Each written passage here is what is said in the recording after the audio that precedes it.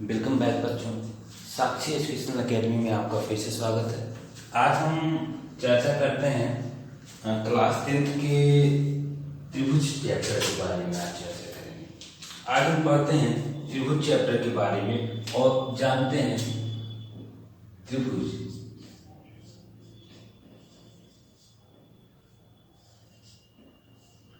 Chapter में तीन बिंदु। बेसिकली सभी लोग जानते होंगे कि त्रिभुज क्या होता है। क्लास 10th का है। त्रिभुज क्या होता है इसके बारे में हम समझेंगे। पहले हम बेसिक स्ट्रक्चर को समझेंगे त्रिभुज के, कि त्रिभुज क्या है। डिफिनेशन से लेके उसके हर एक प्रकार के बारे में हम पढ़ेंगे। फिर उसके बाद से हम जानेंगे कि त्रिभुज आपकी इस क्लास 10th में नहीं कह सकते हैं कि अगर हम कहें तो जीरो से हीरो की तरफ बढ़ेंगे हम। तो पहले चलते हैं हम डिफिनीशन की तरफ ध्यान देते हैं कि त्रिभुज का डिफिनीशन क्या है। डिफिनीशन किसको मतलब परिभाषा इसकी क्या है, डिफिनीशन क्या है। तो इसकी डिफिनीशन है कि तीन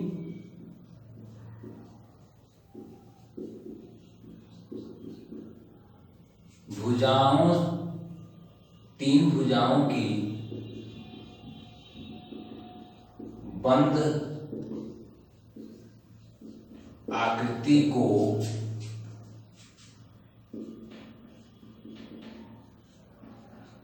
त्रिभुज कहते हैं। ठीक सिंपल सी चीज होती है कि हमारी जो तीन भुजाएं होती हैं, इसमें तीन भुजाओं की बंद आकृति को हम क्या कहते हैं, त्रिभुज कहते हैं। बहुत जगहों पर परिभाषा ये भी बोली जाती है तीन भुजाओं से घिरी आकृति को। अब तीन भुजाओं से घिरी आकृति तो ये भी हो गई, क्या ये त्रिभुज है? नहीं है।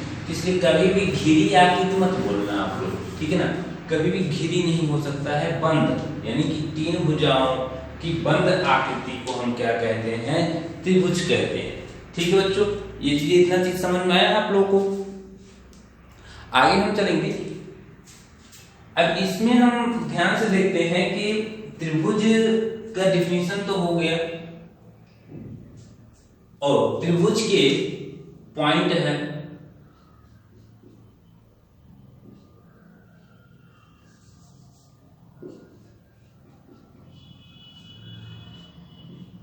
त्रिभुज के तीनों कोणों का योग 180 अंश होता है। ठीक है, तीनों कोणों का योग क्या होता है, 180 अंश होता है। ये तीनों कोण। अगला पॉइंट इसमें क्या है, चलिए आगे बताएंगे इस पॉइंट को। अब हम इतना चीज हो गया, आगे हम बात करते हैं त्रिभुज के प्रकार। त्रिभुज के कितने प्रकार होते हैं।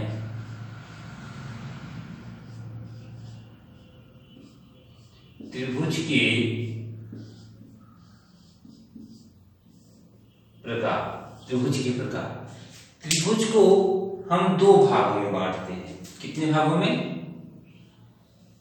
दो भागों में। एक है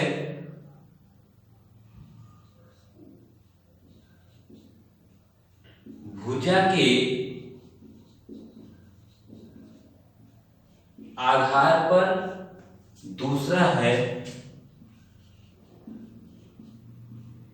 कोण के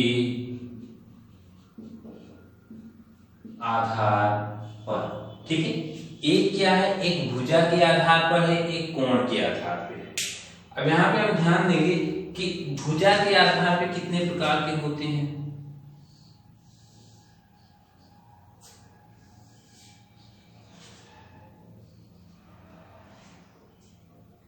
एक होता है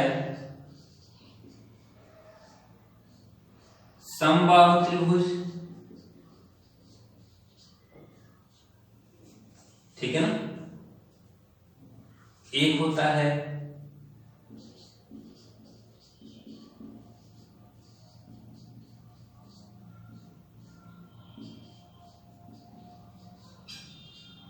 समद्विबाहु त्रिभुज और तीसरा होता है विषम बाहु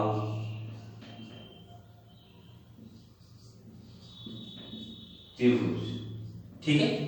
ये आपके तीन हुए। इसी प्रकार से हमारा कोण के आधार पे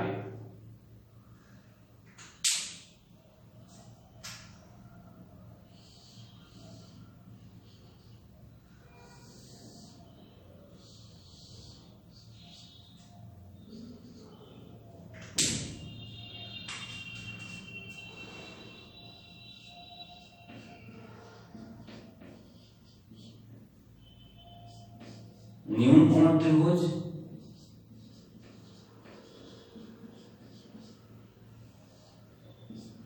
समकोण त्रिभुज,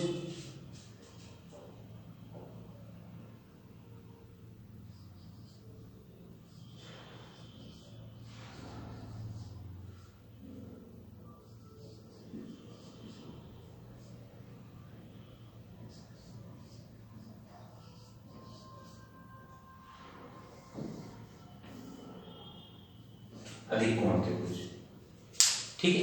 ये आपके डिवीजन है इसके, इस तरह से इसको क्या किया गया है, यहाँ पे डिवाइड किया गया है, ठीक है बच्चों। तो आगे चलते हैं, हम यहाँ पे ध्यान देते हैं, इतना तो हम जानते। अब वो इसमें एक चीज और है जिसको हम समझेंगे, ठीक है, इतना आप लोग नोट करिए।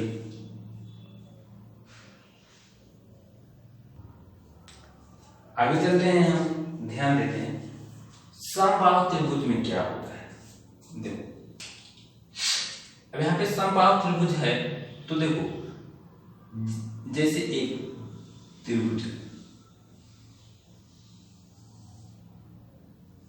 ए बी सी, समबाहु का मतलब होता है कि इसकी तीनों भुजाएं क्या हो, बराबर हो और तीनों कोण बराबर हो।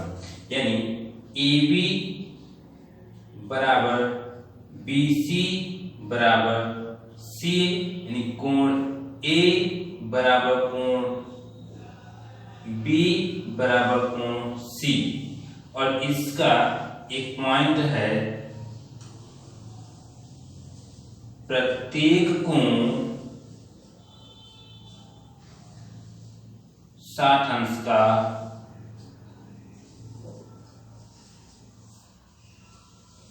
होता है, ठीक है ना। प्रत्येक कोण क्या होता है आपका 60 डिग्री का होता है, इसमें ये चीज है, ठीक है। ऐसा क्यों है, क्योंकि देखो क्या है कि हमने अभी ऊपर बताया कि त्रिभुज के तीनों कोणों का योग क्या होता है 180 डिग्री होता है। देखो तो angle A plus angle B plus angle C बराबर 180 डिग्री हो गया। क्योंकि तीनों कोण आपस में बराबर होते हैं, कोण ए प्लस कोण ए प्लस कोण ए बराबर 180 डिग्री, ऐसा हम लिख सकते हैं क्योंकि सभी ए के बराबर है। फिर यहाँ पे देखते हैं 3 कोण ए बराबर 180 डिग्री, तो एंगल ए बराबर क्या हो जाएगा 60 डिग्री, ये इससे कट जाएगा। तो कोण ए बराबर कोण बी बराबर कोण सी बराबर 60, ये हमारा प्रूफिंग भी है, ठीक है। ये चीज समझ में आया इतना यहाँ पे, क्लियर बच्चों। यहाँ थोड़ा सा कटा होगा आपका, तो ये देख लीजिएगा यहाँ पे ए बी सी बराबर 180। समद्विबाहु त्रिभुज में देखते हैं कि इसमें जो होती हैं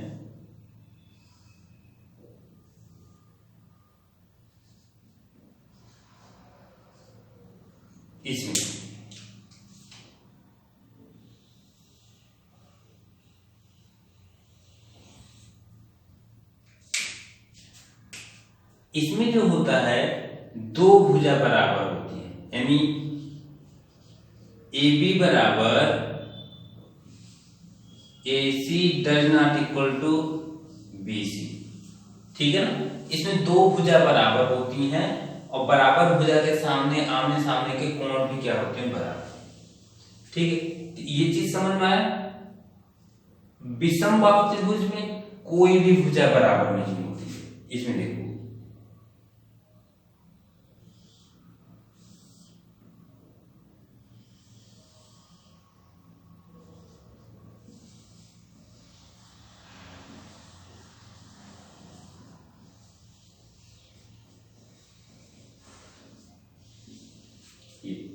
ना, ठीक है। विषम बाहु त्रिभुज में कोई भी भुजा एक दूसरे के बराबर नहीं होती है, ठीक है।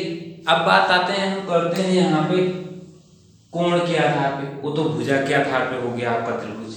अब कोण के आधार पे आते हैं। देखो कोण के आधार पे क्या है, न्यून कोण। न्यून कोण का मतलब है, आपको न्यून कोण पता होगा कि जो 0 से बड़ा हो और 90 से लेस देन हो, 90 से छोटा हो, यानी क्या होता है, छोटा सा मेंशन करेंगे,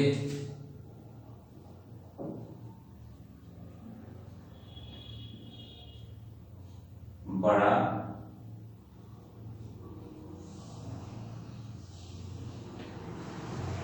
90 से छोटा, यानी देखो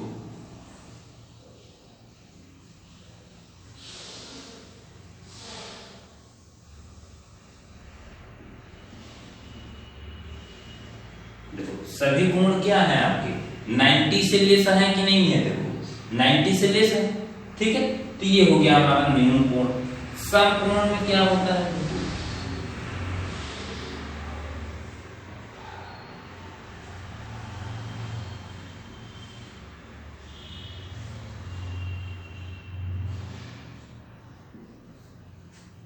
कोई एक कोण क्या होगा 90 के बराबर होगा, ठीक है। समझ में आया कि नहीं है, कोई एक कोण क्या होगा 90 के आपके बराबर होता है। इसी में ही हम पाइथागोरस प्रमेय भी लगाते हैं। आपके प्रीवियस जो ट्रिग्नोमेट्री पढ़ाए गए थे उसमें सभी जगहों पे यही कोण का यूज किया गया था, ठीक है ना, इसी प्रकार के कोण के त्रिभुज को। अब हम आगे देखते हैं, यहाँ पे आपका ये हो गया समकोण त्रिभुज हो गया। अधिक कोण में क्या होता है आपका कि 90 से ग्रेटर देन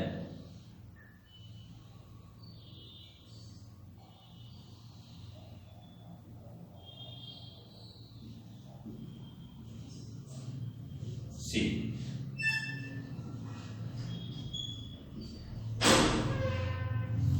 एंगल B बराबर क्या हो गया आपका 120, यानी कि ये अधिक कोण है। जो कोण आपके 180 से कम और आपके 90 से ग्रेटर देन हो वो आपका अधिक कोण। तो ये चीज समझ में आया बच्चों आपको को? इतना चीज अभी सिर्फ बेसिक बताएं, समझ लो कि क्लास 9 का ये है डेटा। तो इतना चीज समझ में आया तो इसको नोट करिए, आगे हम फिर चलने बताते हैं आपको आपके टॉपिक की चीजें।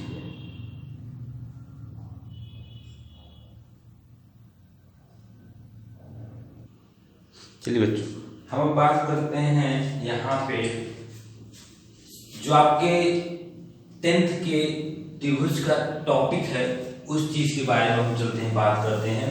यहाँ पे है समरूप और सर्वांग सम त्रिभुज। क्या है, समरूप और सर्वांग सम त्रिभुज। देखो समरूप को कहते हैं सिमिलर, सर्वांग सम को कहते हैं कॉन्ग्रुएंट। देखो इसका पहले हम सिंबल के बारे में बात करते हैं। सिमिलर का होता है ऐसे और कॉन्ग्रुएंट का होता है आपका ये।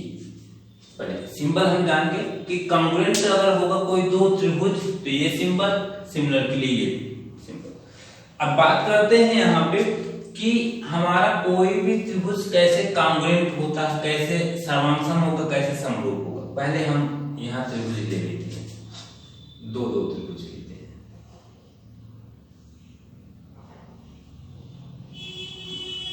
A B C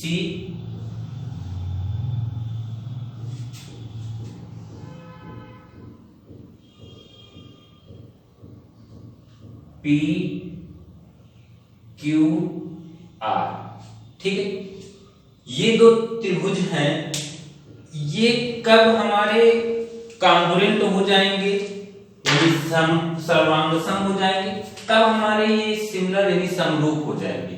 इस चीज को जानने के लिए हम जानते हैं समरूप में क्या होता है। समरूप में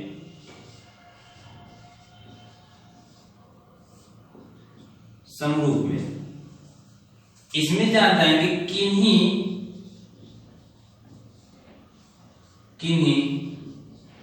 दो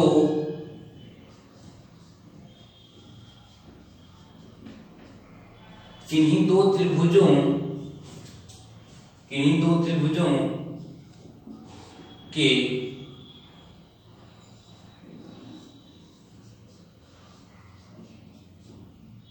भुजाओं के अनुपात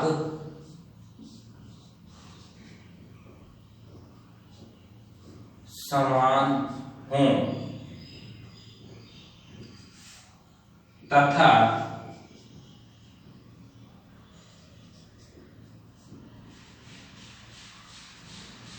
कोण बराबर हों। ठीक है, या इसी को कह सकते हैं एक लाइन में समानुपातिक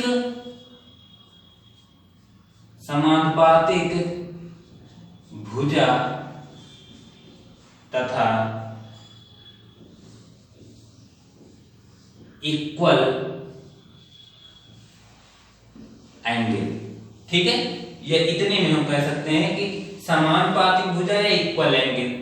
ठीक है, इसकी क्या हो जाएगी प्रायिकता, ये हम ध्यान देंगे। जैसे यहां पे ये दिया गया है आपका दो चीजें, दो त्रिभुज है, यानी इसका कहने का मतलब क्या है यहां पे कि आपका AB, देखो इधर का ये AB लिए, इधर का ही PQ भी होगा। PQ बराबर AC बटे PR बराबर BC बटे QR, और एंगल A बराबर, देखो ये एंगल तो बराबर होगा इसी एंगल के, एंगल B बराबर एंगल Q, एंगल C बराबर एंगल R के। अगर इतनी शर्तें कंप्लीट कर रहा है कोई भी दो त्रिभुज, ठीक है, इन तीन शर्तों को अगर कंप्लीट कर रहा है, या तो ये भुजा आपस में समानुपात में हो जाए तो वह सिमिलर हो जाएगा, समान समरूप हो जाएगा, या तीनों कोण बराबर हो जाए तो वो समरूप हो जाएगा। ठीक है, तो त्रिभुज ABC सिमिलर है त्रिभुज PQR, ये आपका प्रूफ हो जाएगा यहाँ पे, ये देखिए। ठीक है, समझ में आया ये चीज बच्चों, सिमिलरिटी की क्या प्रॉपर्टी होगी। ठीक है, कोई डाउट नहीं होगा। ठीक है, चलते हैं। देखो समरूप आपने समझ लिया, तो सर्वांग सम भी सेम टू सेम है, सर्वांग सम में भी कोई प्रॉब्लम नहीं, लेकिन थोड़ा सा अंतर है कि सर्वांग सम क्या है। आते हैं यहां पे,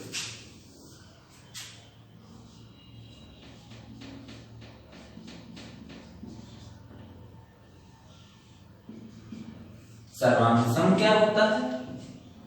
ठीक है, सर्वांग सम में क्या होता है कि यहां पे लाएंगे किन्हीं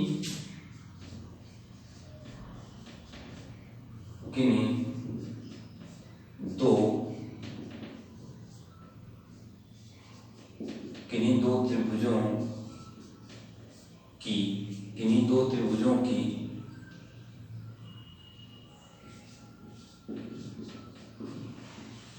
संगत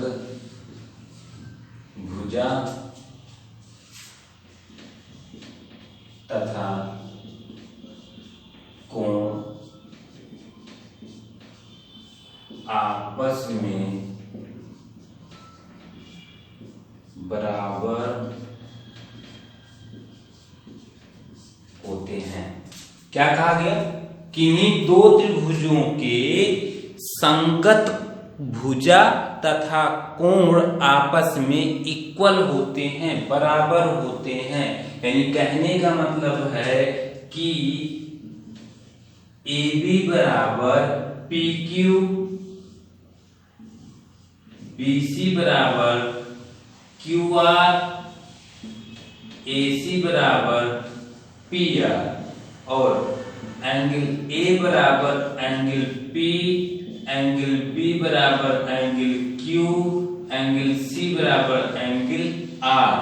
तो हमारा त्रिभुज ABC समांगसम होगा त्रिभुज PQR के। ठीक है, तो क्या हो जाएगा हमारा त्रिभुज वो सर्वांगसम हो जाएंगे, वो दोनों त्रिभुज क्या होंगे, सर्वांगसम।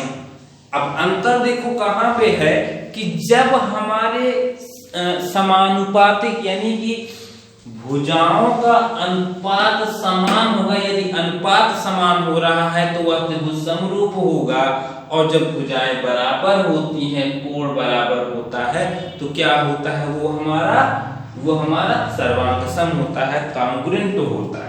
ठीक बच्चों, ये चीज समझ में आया? इतना ध्यान से समझना, एकदम त्रिभुज आपको आज के बाद से टिपिकल लगने वाला नहीं है, ये चीज दावा है।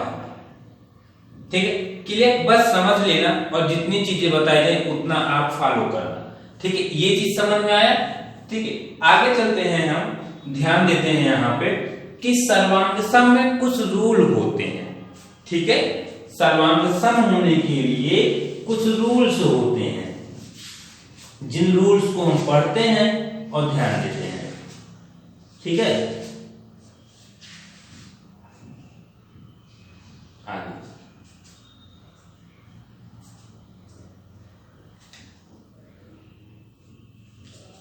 क्या रूल है, चलते हैं रूल्स के बारे में पढ़ते हैं।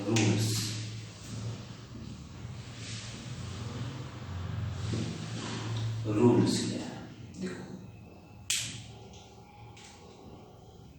पहला फर्स्ट है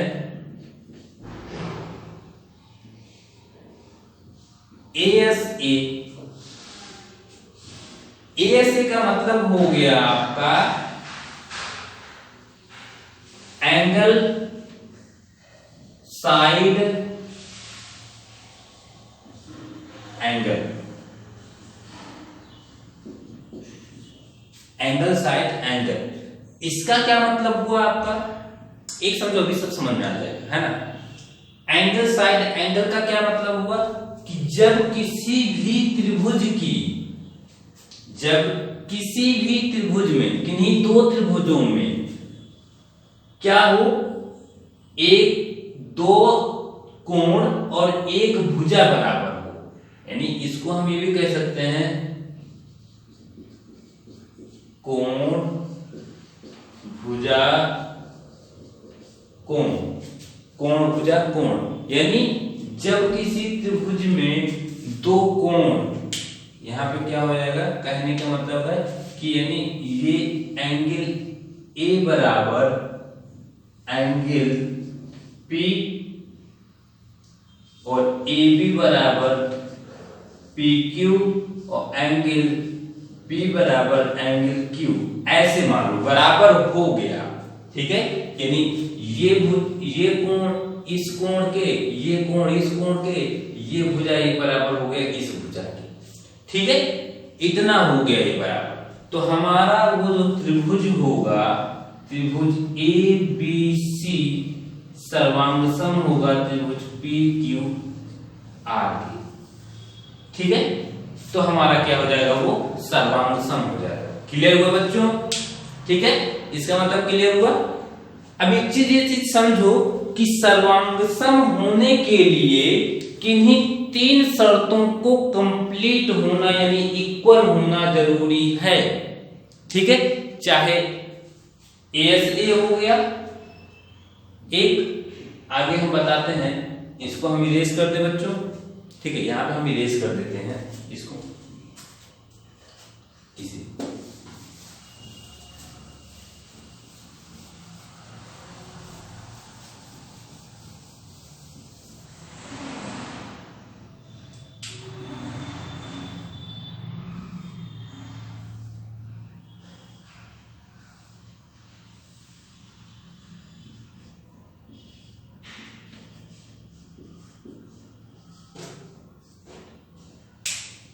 ठीक है, पहला ए से तो हो गया 3 शर्त। जैसे दूसरा क्या है रूल,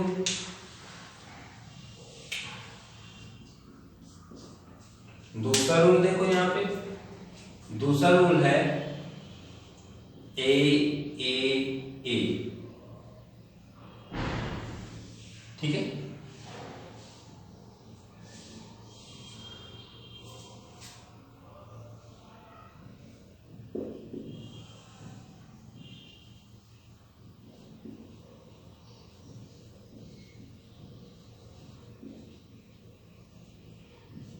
एंगल, ठीक है। इसमें अगर कोई 3 भुजा भी कोण भी बराबर हो गया, एंगल ए बराबर एंगल बी, एंगल बी बराबर एंगल क्यू, एंगल सी बराबर एंगल आर को त्रिभुज ए बी सी सर्वांशम होगा त्रिभुज पी क्यू आर के। ये चीज समझ में आया, ठीक है, पी क्यू आर के हो गया। इसी तरह से नेक्स्ट रूल है आपका तीसरा है, तीसरा रूल है यस यस यस, यानी साइड साइड साइड, ठीक है ना, यानी भुजा भुजा भुजा, कोण कोण कोण, ठीक है। इसमें क्या होगा, अगर कोई 3 चीजें, यानी जैसे होगा आपका ए बी बराबर पी क्यू, बी सी बराबर क्यू आर और ए सी बराबर पी आर है, तो त्रिभुज ए बी सी सर्वांशम होगा त्रिभुज पी क्यू आर के। ये चीज हो गया, ठीक है, ये चीज समझ में आया, क्लियर है ऐसा। फिर हो गया आपका नेक्स्ट रूल पे आते हैं, आपका इसी में तीसरा रूल हो जाएगा, चौथा रूल हो गया S A S, side angle side, ठीक है। इसमें क्या हुआ, वही चीज है, सेम टू सेम है, ध्यान देंगे। साइड यानी मान लो ए बी बराबर पी क्यू हो गया, या एंगल ए बराबर एंगल पी हो गया और ए सी बराबर पी आर हो गया, तो त्रिभुज ए बी सी सर्वांशम होगा त्रिभुज पी क्यू आर के, ठीक है। ये पी क्यू आर के हो जाएगा। तो रूल समझ में आ रहा है, ये हो गए रूल। अभी और भी रूल है, ठीक है ना, इनको नोट करिए, ठीक है, फिर हम बताते हैं आपको।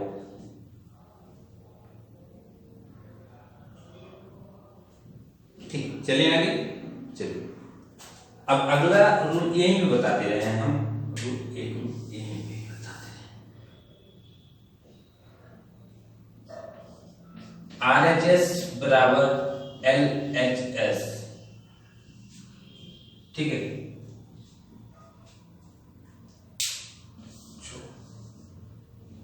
ठीक, ये चीज इतना समझ में आया, ठीक है। आगे के रूल को हम डिस्कस करें। इतना चीज अगर आपको समझ में आ गया तो आप सर्वांशम और हर एक चीजों को समझ सकेंगे, ठीक है। अभी इसमें आपका कई प्रमेय हैं, जैसे मिड पॉइंट थ्योरम भी आपको पढ़ना है, अलग अलग प्रकार के प्रमेय भी हैं जिनको हम जानेंगे समझेंगे, ठीक है ना, और आगे उसे एक्सप्लेन करेंगे हम, ठीक है। तो तब तक इतना आप लोग जानिए, समझिए। मिलते हैं नेक्स्ट वीडियो में। चैनल पे नए हैं तो शेयर करें, सब्सक्राइब करें, लाइक करें। हम देखते हैं वीडियो व्यू तो होता है लेकिन लाइक नहीं करते हैं आप लोग, तो कृपया लाइक करें, है ना, जिससे हमें मोटिवेशन मिलता है। आगे हम और अच्छे से अच्छे वीडियोज को प्रोवाइड करेंगे और भी क्लासेस के वीडियोज को देंगे आपके पास। तो वीडियो को लाइक करना ना भूलें, है ना, शेयर सब्सक्राइब करें, अपने साथियों के साथ जोड़ें। और साक्षी एजुकेशन एकेडमी में नए बैचेज चालू हैं। यदि आप अकबरपुर शहजादपुर में रहते हैं और ज्वाइन करना चाहते हैं तो ज्वाइन कर सकते हैं मिनिमम फीस के साथ। तब तक बाय बाय।